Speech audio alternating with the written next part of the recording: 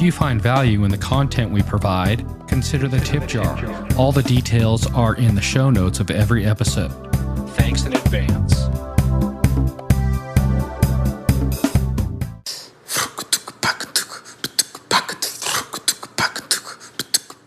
This has been an ACB community call.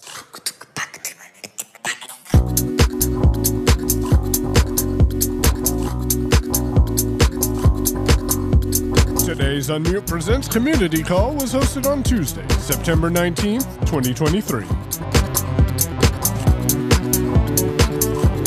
Hello, everyone, and welcome back to another Unmute. So, as usual, I want to remind everyone we're going to take first hands. If we get through everyone the first time through, then we will take second hands. Also, please be respectful so that everyone can get their question answered the same respect that you would want for your question. Let's see. There's a lot that's been going on since we've seen you guys last. We had a big, huge Apple event last week, and that's why we weren't here. And they came out with new phones and watches and a bunch of software, which was released yesterday, actually. So the question of the day is going to be, did you update to either the iPhone or watch software update? And if you did, what do you like or hate so far? And if you didn't, why didn't you?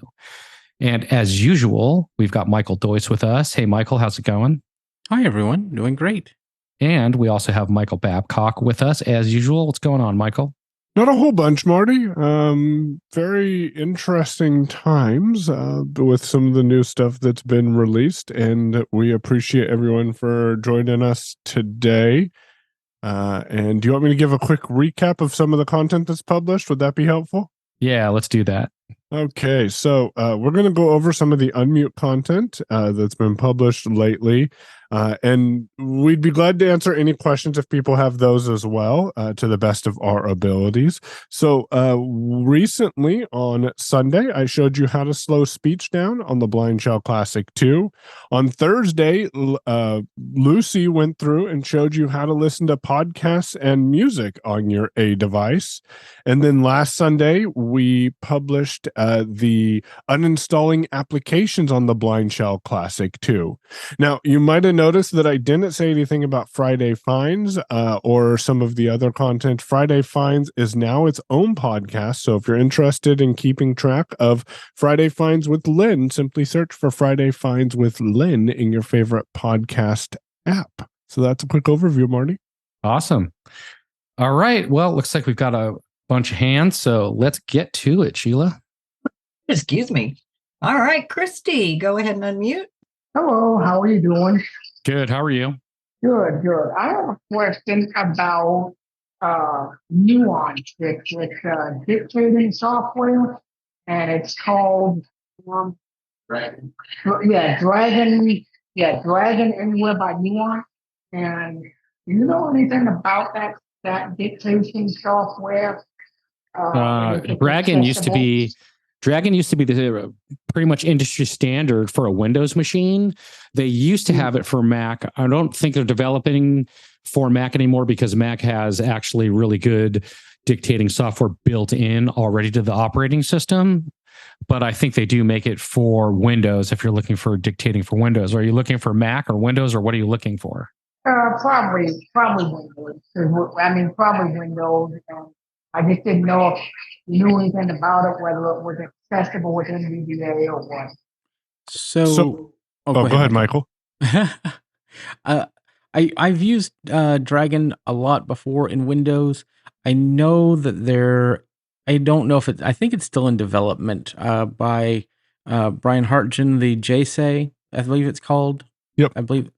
And that is a companion application to Dragon that makes it work better with JAWS. And I know that I believe Dragon is still being produced, and it is very useful for Windows for long form dictation.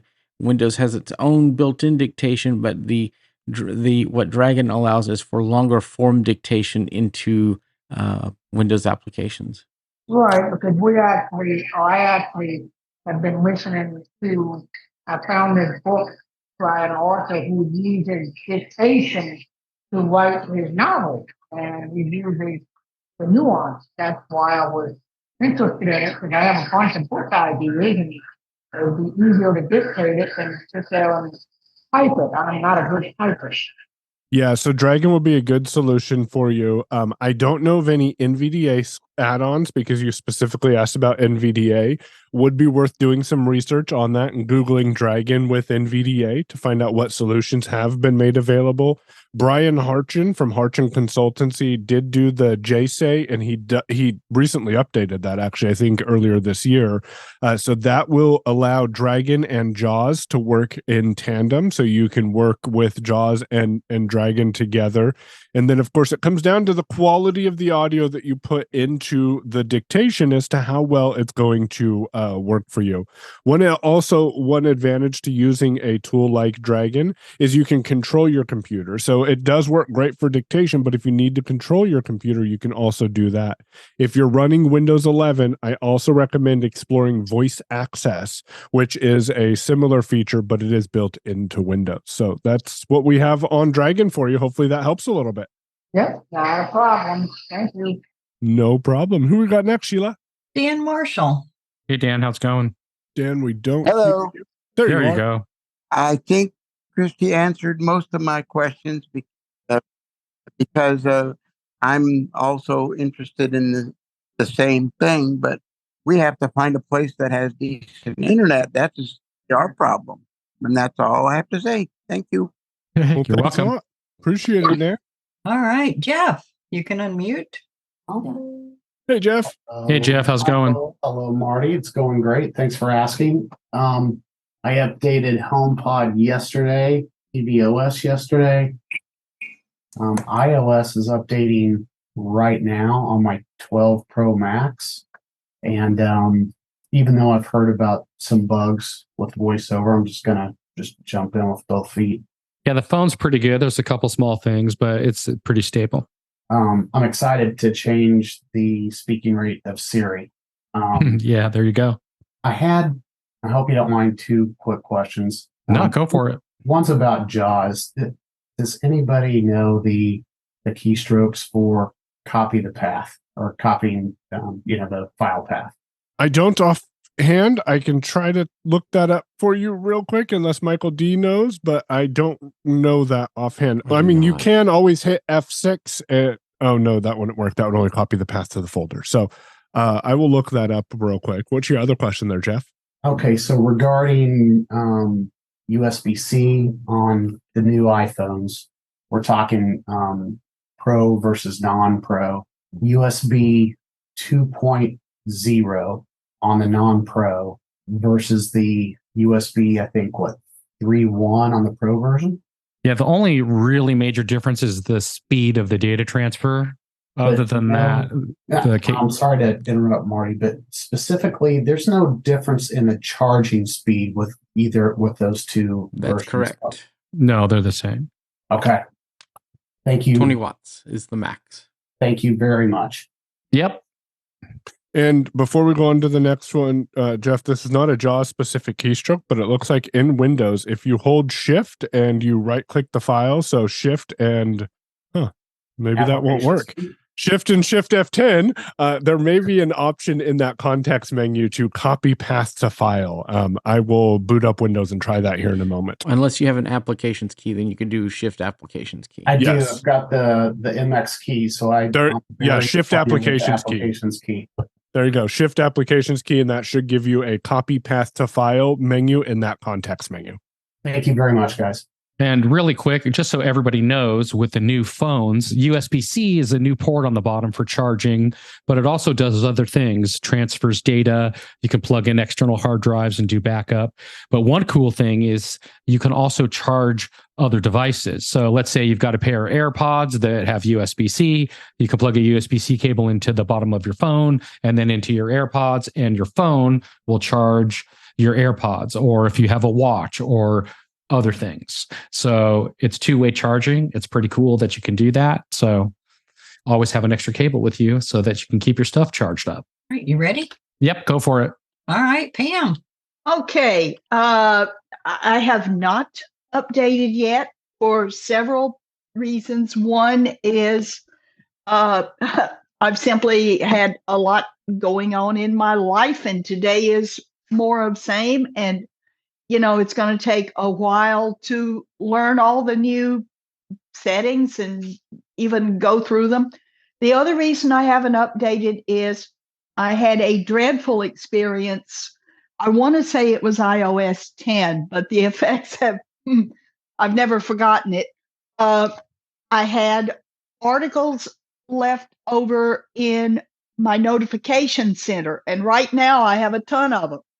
And that particular time when I updated, all of my notifications disappeared. They were gone, just vanished in thin air. No way to bring them back. And so always I try to wait until my notification center is empty before I do the big iOS update. So that's where it stands right now. And I'm on an iPhone. So what was the instability you referred to on VoiceOver on an iPhone? What was the problem?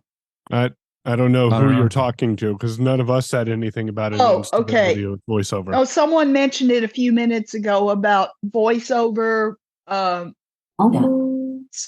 instability, or I will reasonably stable or whatever. I will say this has been the most stable beta that I've been part of with VoiceOver, with respect to VoiceOver and iOS in general. So it was explained on a call that I was on yesterday that upgrading to iOS 17 is almost as stable as upgrading to a point release on iOS 16. So yes, you are going to notice some differences in the interface, but for the most part, everything seems to be fairly stable. I haven't had too many issues with VoiceOver. There was a accessibility grade that was released last week or earlier this week. I saw that. Talking about some issues with VoiceOver. Yes. I personally cannot replicate most of those issues.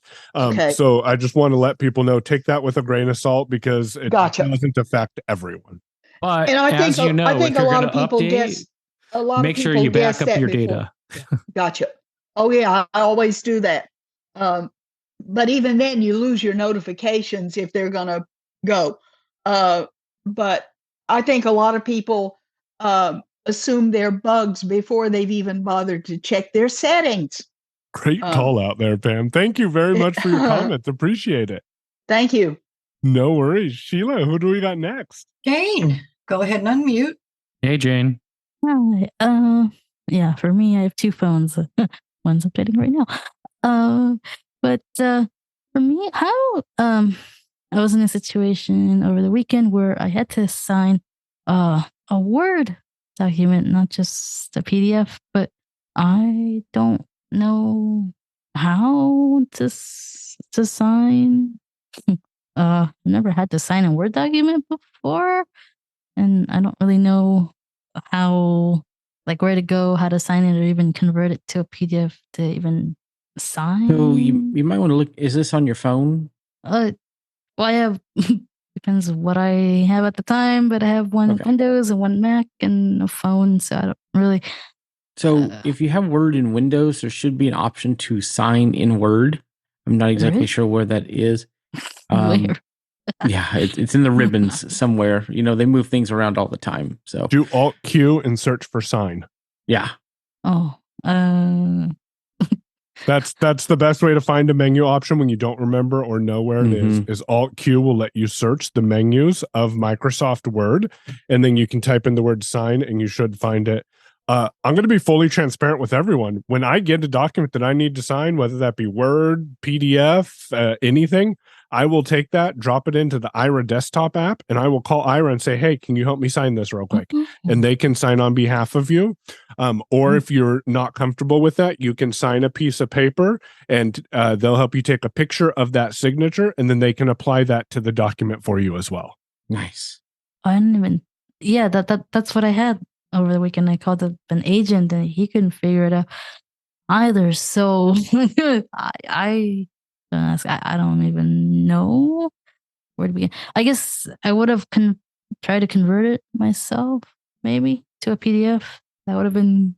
You can save to PDF in Word, but you know, like Michael said, if you have Ira, just use the Ira desktop app and tell them specifically what you need done. And because a lot of the times these folks may not know exactly what they need to do, so giving them the proper instructions may kind of help that process or things like that. And how do I get this? This is an app you said on which desktop? So it's called the Ira desktop app. It's actually a web browser, an app inside the browser. So if you go to ira.io/app/desktop, that'll take you to the Ira desktop app. You'll need to sign in, and then you can upload files there. You can chat with people, with the Ira agents as well. So if you go to ira.io/app/desktop. And hopefully that helps you out there, Jane. Unfortunately, those will be the only two answers that we have right now. And good luck. All right. Sheila, Sheila. who we got next? All right, Lynn, you can unmute. Hello, how are you? Good. How are you? I have not updated yet. I'll wait a while because I want to see what everybody has problems with. Better to be safe than sorry, right? That's right. I'm doing just fine right now. I don't know if this is a possibility, and it might be very involved. And if it is, I can chat with you later about this. But my mother has some picture albums that she wants to give me.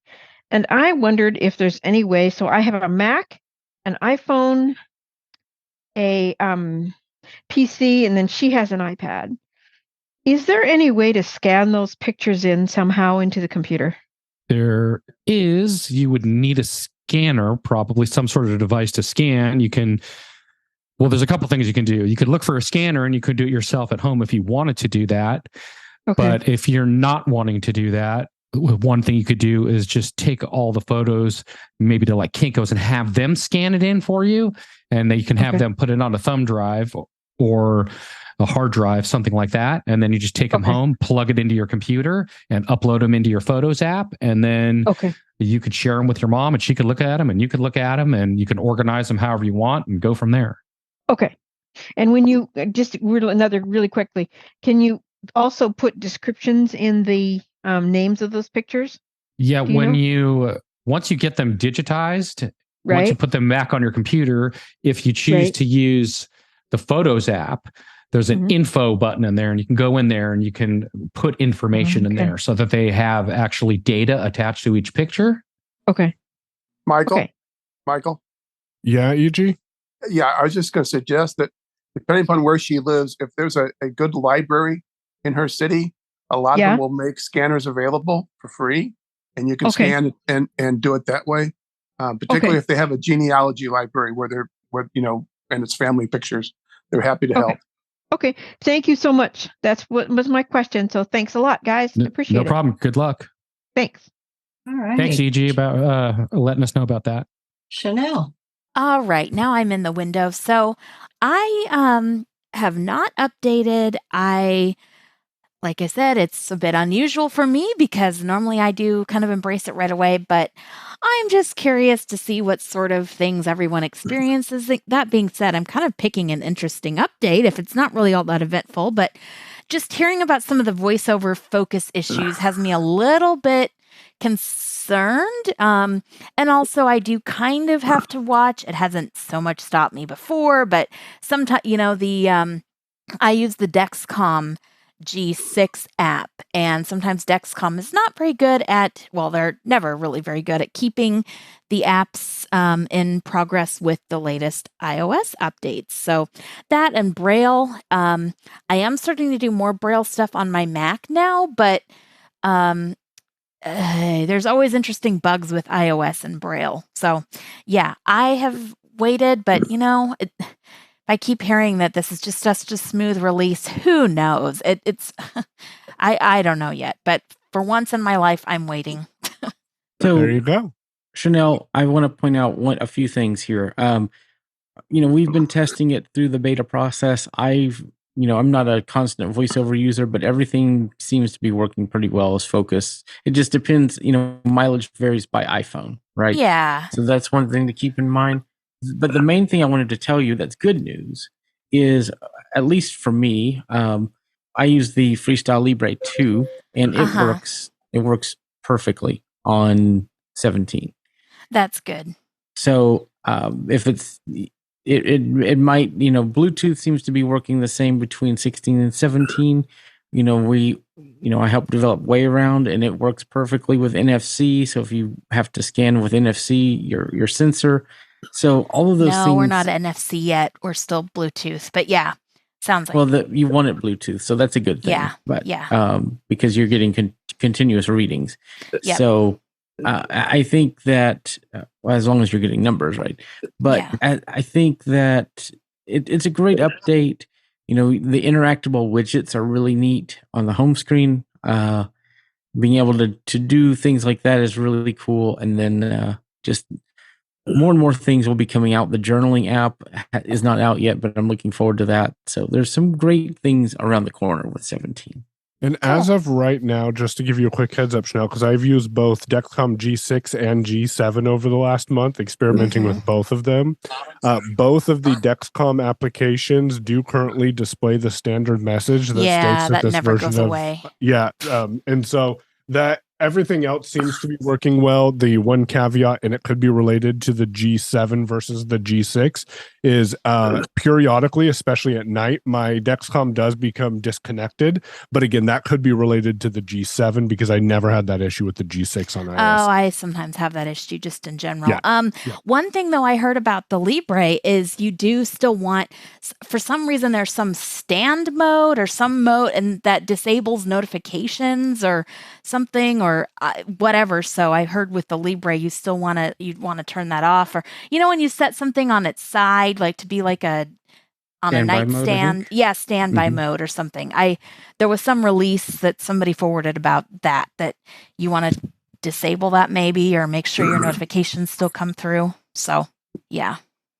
Anyway, thank you for the info. That does really help. So I probably will go grab the update. Thank you. Thanks, Chanel. Just join us on the dark side. Who do we got next, Sheila? Nolan. Hey, Nolan, how's it going? Good. I have some concerns myself, and I actually read some information on AppleViz's website, and I've heard a post in the comment section saying that there was a problem relating, there was a serious problem relating to Braille with VoiceOver, where in the issue where it involves connection, and I would be careful if you're going to update. I would hold off though and wait until after the until after the initial release, and then update, because there's a potential glitch that can cause a risk of accessibility. And I appreciate that and hearing that, because you're right, there are some Braille displays that do have some gotchas, and if you are 100% dependent on Braille, especially for someone who has hearing loss, then that is a valid concern. On the other hand, however, if no one updates because they're scared of the Braille issues that they might encounter, then Apple's not going to hear about those issues, and they're not going to get enough feedback to be able to get those resolved. So it's really a balancing game. If you can deal with some potential Braille issues, I do highly recommend updating, because then you can provide your feedback to Apple so they can fix it for people who are reliant on Braille. And it was my understanding that they fixed many of those issues in one of the later betas.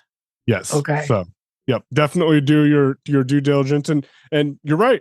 If you need that Braille, then wait. Nothing wrong with waiting, and I want people to understand there is nothing wrong with waiting. Yeah, because I use an NLS Braille e-reader provided to me by Braille and Talking Book Library out of Lansing, Michigan, and I really don't want to deal with all the fighting and all the hassle. So now I'm going to wait a month or two. There you go. Until I hear back from Apple.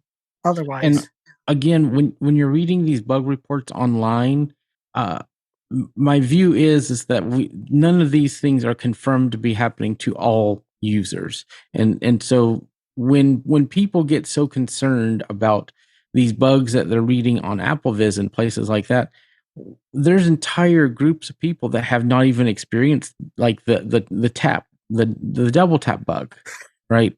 So it's one of those things when you're reading this stuff online, always kind of trust but verify is my way of looking at things. Just because one person has a problem doesn't mean everyone is going to have that problem. Yeah, I've also have noticed that I've also noticed when I was listening to the podcast that Thomas Donville did, I think he demonstrated some of the features, but not all of them pertaining to VoiceOver. There's also per voice settings in there in iOS 17. I talked with somebody at Apple Accessibility, and they the only thing that they can find is not as much information in terms of enhancements with VoiceOver. But there's only some new accessibility features when I spoke with them this morning on the phone. Okay. But hey, and keep in mind, they're just now being trained on that stuff too. They do not get all of the information until we do. So keep those things in mind. And yes, there are new per voice settings for certain voices. So that's a pretty neat feature as well. Like with the Alex TTS voice too. I'm pretty curious to see what he is going to sound like if I change the tone of his voice. That'd be kind of interesting to find out. There you go. Hey, play with that and see how it guys. works. So thank you, Nolan. Appreciate it. You're welcome. Sheila, who do we got next? All right, Belle. Hey, Belle. Hello. Can you hear me? We certainly can. Oh, good. I'm on my iPhone today, and I'm going to tell you some good things before I get into the bad, and I won't take long. I, for the first time, tried my Bluetooth Open Move headset to listen to email and read my Bible, which I get from emailed to me scripture every day. Mm-hmm. And so that was really cool. I've never done it before. And am thinking about getting the Open Run. Is that what it's called? Open Run? That's the next one up. Yep. Yes. To have, because I don't think the microphone is that good on the Open Move, or am I wrong about that? So if microphone is important to you and you want a decent microphone, but you like the form factor of the shocks and how they sit in front of your ears, you want to look at the Open Comm. And remember, that's comm for communication. And that puts a microphone on your left side that comes down towards your mouth, but they still sit in front of your ears. So that would be the next one to look at, would be Open Comm. Is it lighter weight? It is. Good. That's good to know. Another thing, and I will just be very brief about way around. I'm having a problem with that. I just cannot get the and my sighted friend, my cousin, she can't do it either. We can't get the picture. And she has perfect vision. I don't know what the problem is. and I've got some other issues with some other problems, but I don't want to go into it because we have other people. But anyway, that is a problem. And I've tried Blindshell and my iPhone. So what do you mean you can't get the picture? I'm confused by that. Not picture, but the focus on the whatever I'm trying to. I mean the labeling. So, Belle, I think I know the issue, and Michael will step in here. Are you trying to take a picture of the tag itself with your camera? Because that's not how the way around tags work. Well, we're trying to label it. So we enter the information, and it doesn't take. Okay. So what we need to do, if you'd like, we can take it. If we should get in contact offline, and we can talk about that, because I work for Way Around. So we want to make sure that you're up and running and having that work. So if you send us an email, Belle, you have our email, feedback@unmute.show. I will forward your details with your permission on to Michael, and he'll reach out to you and get something set up if that's okay. Okay, now I'll have to get with my cousin because I do want her to be there. No worries.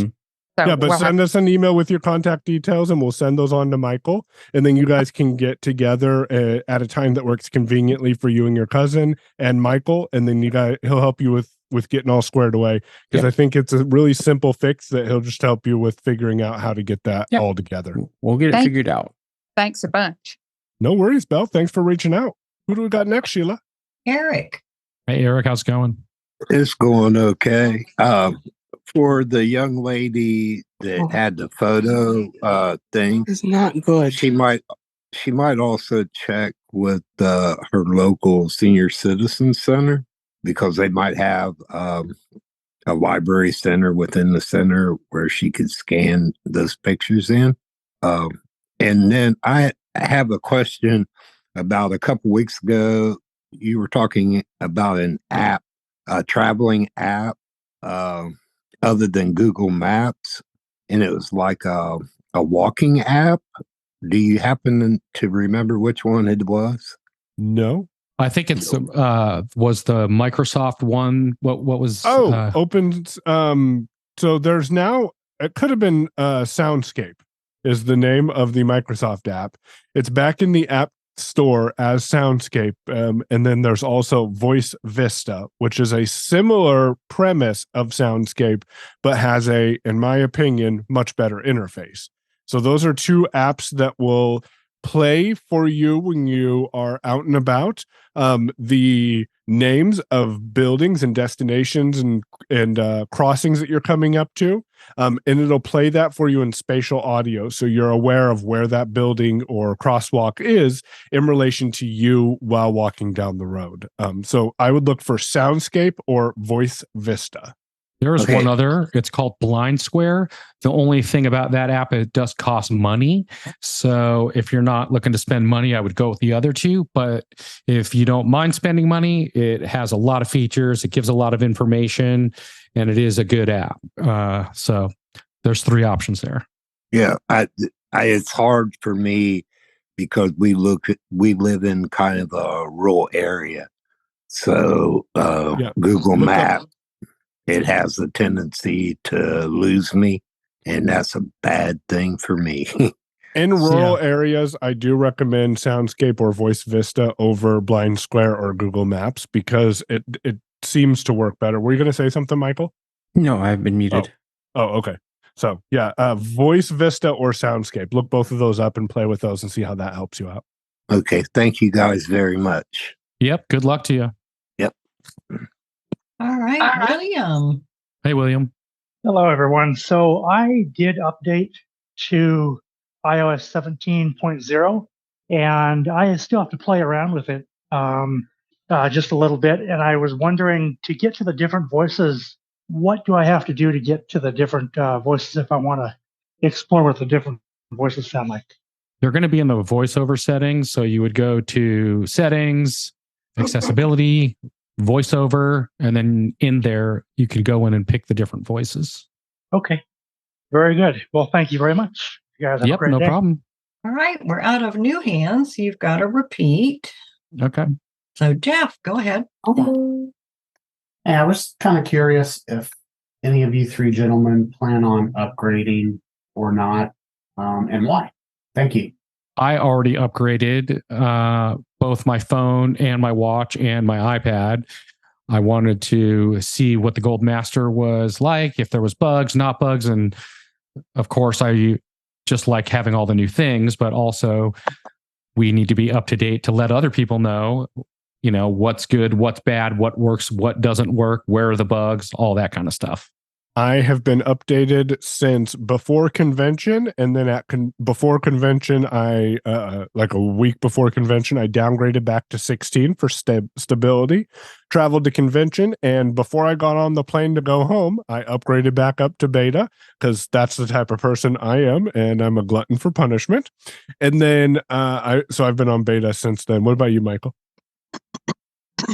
Ever since the developer beta came out in June, I've had it on certain devices, iPhone, iPad, and Mac.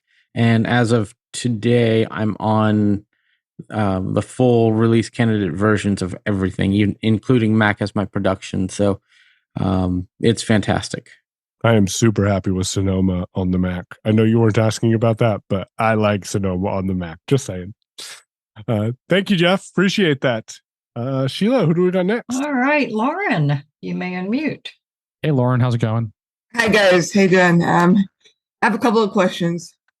First of all, my family and I want to try to get me an iPhone, and the thing that I'm concerned about getting the iPhone is it has no raised buttons, so it's always a wonder how I'm going to maneuver it and stuff like that, and then do what I need to do with settings and all that stuff. Is it best to get an iPhone that has Siri and just talk, tell Siri and use VoiceOver, or what's the best strategy to do and to get training and stuff like that?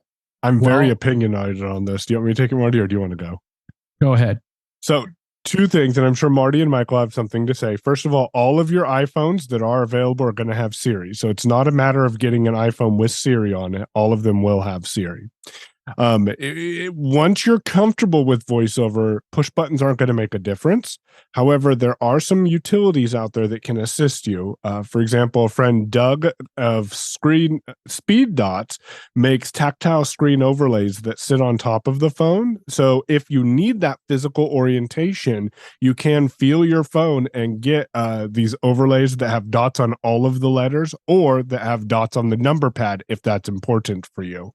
And then lastly, Shelley Brisbane wrote a book and continues to update that book on a very regular basis, but on an annual basis, called iOS Access for All.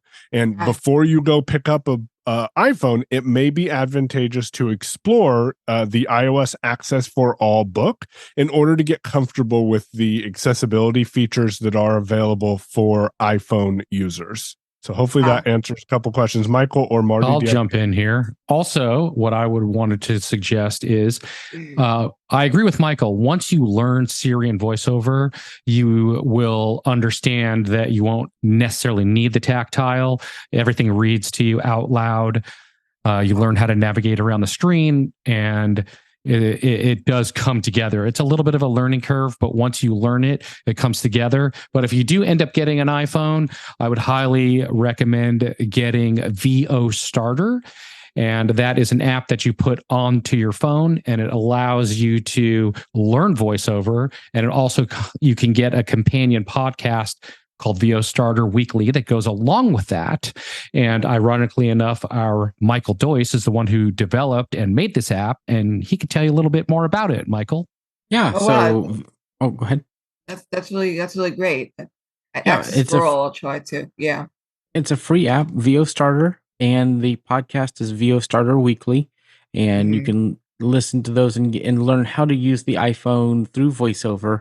And the app even has training and makes you go through different lessons and quizzes and like practice areas so that you can get good at using your phone. That's really great.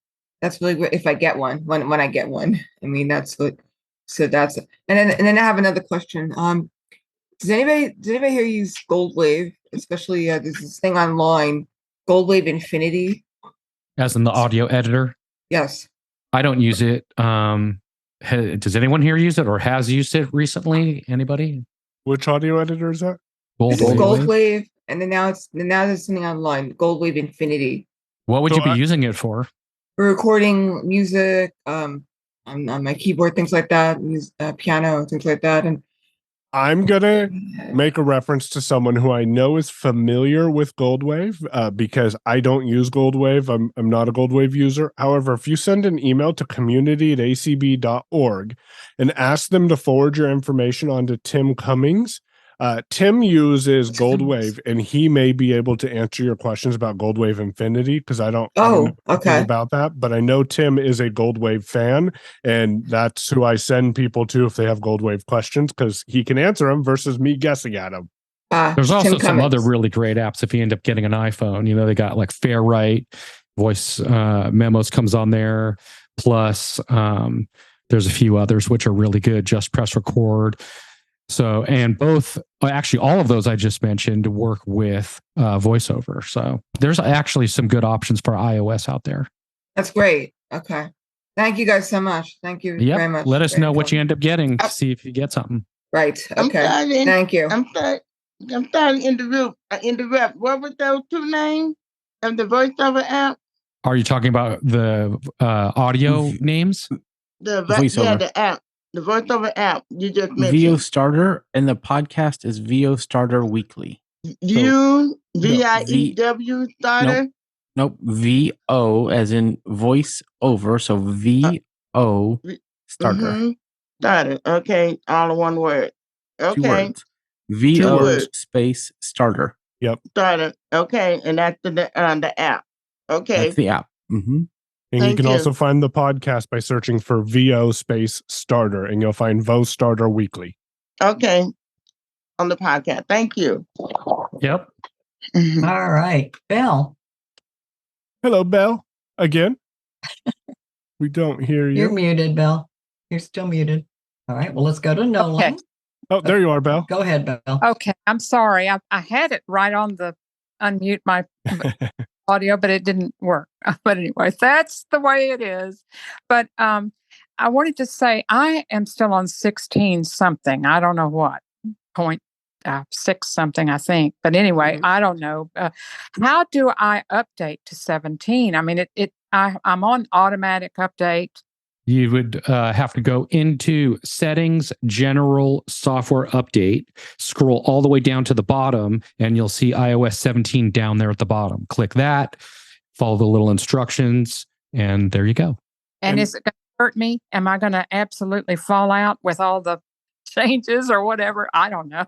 It shouldn't be an issue, but make sure you got your data backed up. And I don't know how to do that either. Because this Dropbox, it says I've run out of space and on my computer. This is, and so I just dropped it. I said, I don't even have backup for my computer.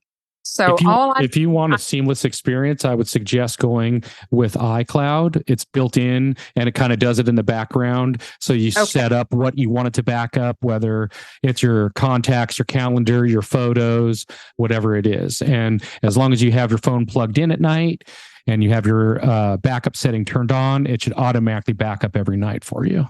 Okay. So I should plug in the phone every night. Is that? Because that's not the case with the Blindshell. I don't think some people. Well, it needs to be plugged in if you want it to back up. It won't back up unless you have it plugged into power. Okay. So it needs to be backed up and hooked up to Wi-Fi. And if the Wi-Fi fails, it'll switch over to cellular. But it won't back up unless you're plugged in. That's kind of part of it. So if you do want it to back up, plug it into power. Make sure your backups are turned on, and it'll do it in the middle of the night. Thank you. All right, Nolan, go ahead. Okay, so is it okay if I make a quick suggestion also? Sure, go ahead.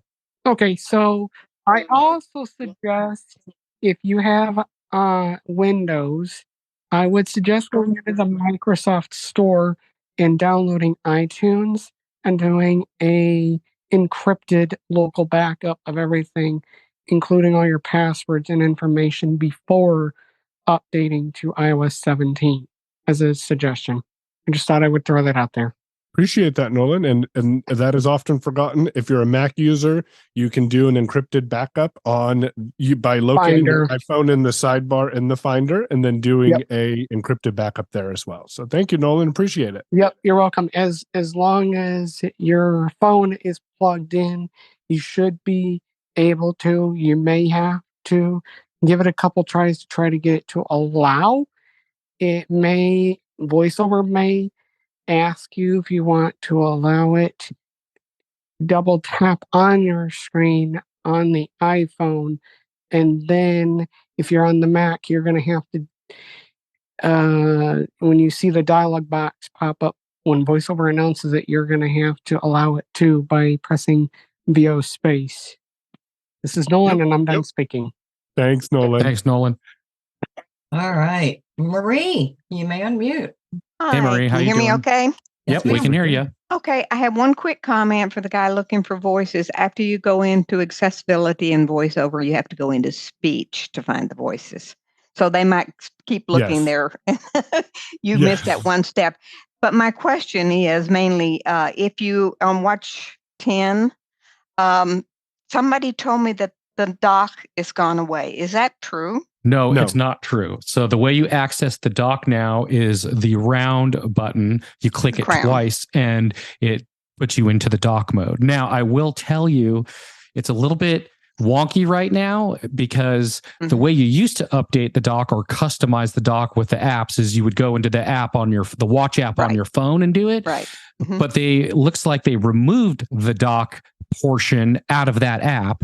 And I don't see how you can edit, change, add new things to the dock within the dock element on the phone. You can delete things, but it seems like that's about it. I don't know. It's a little bit confusing. That's too bad. So when we figure it out, we'll let you know. I like customizing the dock, and I use it a lot on my watch. But he said it was just, he said something about you get to your apps via the crown, but he didn't say it was. Yeah, single click would be taking you to the main app list, all the apps on your phone. A double click will take you to the dock now. Yep. And then the bottom button takes you to your control center. And then, of course, you can do the gestures. Oh, so the power button now goes to the control center? Yeah, if you click it one time. Oh, okay. Yeah. Yep. Okay. Which is nice when you set your phone down and you can't find your phone and you need to ping your phone from your watch. You just hit that side button and then ping your phone. If you can't tell, I have plenty of experience with that.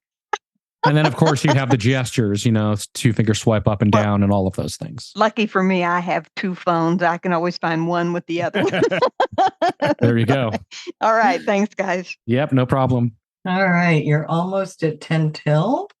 Jeff, you may unmute.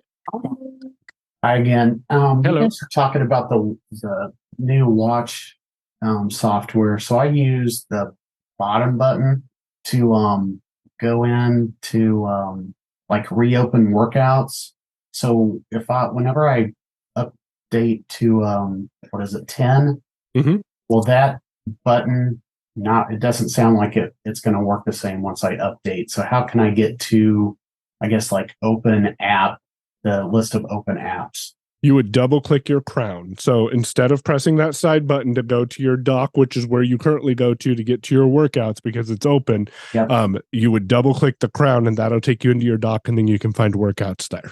Oh my gosh, that's a lifesaver. Double click the crown. And Marty, I had a question regarding what you were saying about backing up the iPhone being plugged in. I assume you don't necessarily have to be plugged in to the cable. It can be, charging on your, your cheat Yeah, I'll rephrase that. It just needs to be connected to power. Cool. Thanks, so you can do MagSafe. You can have it plugged in. However, you can connect your phone to power. It just needs to be connected to power and connected to Wi-Fi. Now, it used to be only Wi-Fi was your option, but they've now made it so that if your Wi-Fi fails, it can switch to cellular. If you're in the middle of a backup and for whatever reason you lose a Wi-Fi connection, that's actually a newer feature that's come out in the past, maybe year or two. So a lot of people are still stuck on, if you're not hooked up to the Wi-Fi, it won't work. But you just have to tell it if you lose your Wi-Fi connection, that it is okay to continue on cellular. And they do that because a lot of people don't have unlimited data. So gotcha. There's some really awesome Q&A today. It shows a real banger. Thanks a lot. Yeah, no problem. Well, thanks, Jeff. Appreciate it. And it looks like we don't have any hands. Is that correct, No, Sheila? sir. You are correct. Man, I appreciate everyone's timely questions. We'll talk for a moment to see if anyone else has any questions in the last probably about 5 minutes or so that we have. Otherwise, I have some announcements. Do you have anything you want to talk about before I give those quick announcements, Marty? Go for it. So number one, I didn't talk to Marty about this, but we got a registration. So I'm going to throw this in here. You have one more day if you are interested in registering for the ACB of Oregon Conference and Convention. We are offering a virtual aspect, and I need more people to register for virtual because I'm doing the audio video and I don't want to do it for one person. Just saying. So if you're interested, go to acboforegon.org, get yourself registered, and let me know your feedback about that form. I'm kind of proud of it. Also, Marty, do you want to tell people how they can get a replay of this call and some other content we're publishing?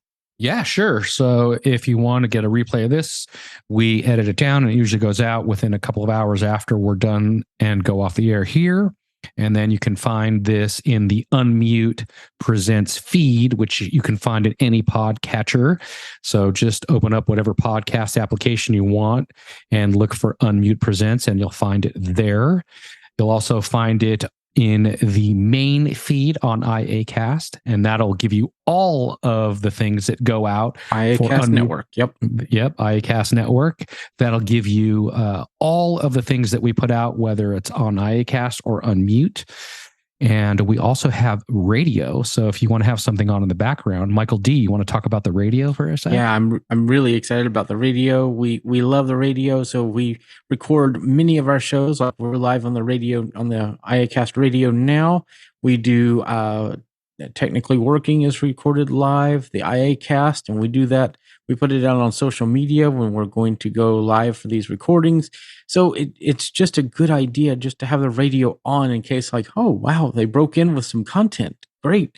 But we're playing all of our shows all the time on IACast Radio. You could get to that in the iAccessibility app. You can also go to iacast.net/listen. And you can tell your Echo device to open is the keyword, IACast Live. So there's a lot of ways to listen to it. We're always playing content on the radio. There's never dead air. So keep listening, put it on in the background, and it's always educational. So you have a hand, guys. All right, we'll take this last hand, and then I'll close it up. Eugenia, go ahead and unmute. Hi, good morning. Hey, Eugenia, how are you? Yes, hi, I'm doing fantastic. A quick update. I've been complaining about the keyboard with my iPad, the Magic Keyboard. And I just learned a couple of days ago, talking to somebody, that they have the same keyboard that is not a Bluetooth keyboard. It's the one that you attach by magnet the iPad to the back. And they say you need different commands to use it. So they say what was the last thing you said? You need to use, it's different. You don't use it like a regular VoiceOver commands like you do with the Mac or the Bluetooth keyboard. I mean, you still can use it to navigate around. You can use it with VoiceOver, but you use it differently. Yes. And you can use it very well. You still, the Magic Keyboard works great on the iPad. You still use the VO keys and all of those things. It works differently from a Mac for sure, but there are different keyboard commands compared to the Mac. But using VoiceOver on a Bluetooth keyboard on iPad and the Magic Keyboard should be very similar. One thing to keep in mind: it does not have a function row. Yes, but still, it's not working, and I know somebody that has to get a Bluetooth keyboard to use it, but this other person told me that she's using it and she's going to show me how. Nice. Well, I'm glad to know that's getting resolved. So you know that it's a difference. Nothing wrong with the keyboard. It's that it doesn't say anywhere that you use it a little bit different. Very good. Well, thanks for following up and letting us know about that. We appreciate it, Eugenia. All right. Have a great day. You too. Thank you very much. Go ahead and wrap it up, Marty. All right, everyone. Thanks so much for coming. We appreciate it. Sheila and Brad, as always, we appreciate everything. Thank you very much. And thanks, everyone. If you need to get a hold of us, you can reach us at feedback@unmute.show if you have any questions, comments, or anything else for that matter. Everyone have a great week, and we'll see you next time.